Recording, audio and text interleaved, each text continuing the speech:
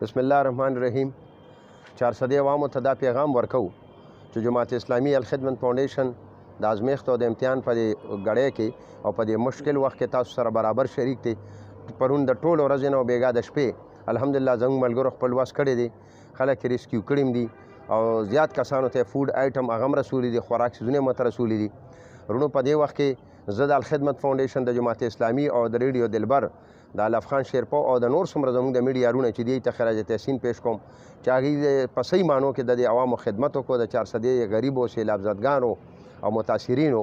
ورونو زه د دې فرم په وساطت باندې زه د وزیر اعلی صاحب نه هم دا مطالبه کوم، دلته دایي حکومت دی، دې ځای کې منیز دي، دلته منسټران دي چې دا اصغر صاحب فیملی والا چې کوم اخوان سنجي ته مخامخ دي چې بې یارو مددګار حالات کې دي، هغوی پرونه داسې رابطې کوي. مونږ آرمي سره هم رابطه وکړه، ډسټرکټ ایډمنسټریشن سره هم رابطه وکړه. مونږ اوسه پورې چې دی نه دې مشکل نه رونه کړل. زنانه دي ورسره، واړه بچي دي ورسره او په ډېر سختو سره مخ دي. دغسې زموږ په شاهي کې عبدالرشید خان ایډوکیټ دی، نثار احمد خان ایډوکیټ دی چې بره په کمرو باندې ناست دي او د هغوی د ریسکیو کېدو دپاره هم هېڅ پروګرام نشته. لهذا مونږ یریږو چې د الله دې نه کړي د کوهستان غوندې واقع ونشي، دا به ډېر عجیبه غوندې سچویشن وي.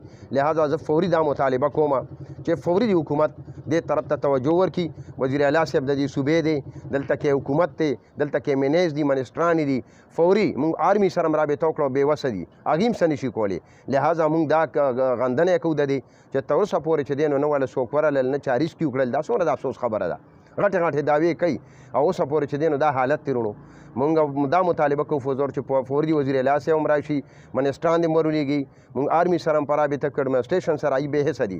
فوري دي هغه چې دی د اصغر فیملي حفظ امان کې روباسي او که دی ونه کړل نو موږ به د حکومت ګریوان ته هم لاس اچو، د اصغر د فیملي، د نثار احمد خان صاحب د فیملي او د نور څونه متاثرین چې دي د دې حقونه به تیالو انشاءالله په هره طریقه چې او مونږ یې فوري ورته دا وایو چې فوري ارینجمنټ ولو کې چې د هغوی جانونه محفوظ شي او که ونه شو نو دا به د دې دپاره ډېر زیات مشکل وخت وي او دا به د دې دپاره مونږ د عبرت یو سبق ګرځو.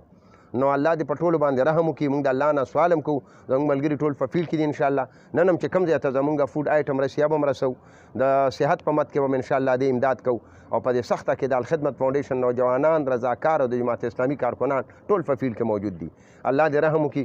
یو ځل بیا د الخدمت فاونډیشن د ریډیو دلبر د الف خان شیرپو د جماعت اسلامي د کارکنانو او د نور ټول یا میډیا ملګرو ډېر زیات شکرګزار یم. انتظامیې ته هم دا گزارش دی چې هغوی خو خپل وس کوي، خو فوري د خپل حصه په دې کې واچوي او د اصغر صاحب د فیملي د ریستو دپاره د نثار محمد خان دي، فوري د هغوی چې دی نو امداد وکړي. ډېره مننه، ډېره شکریه جي.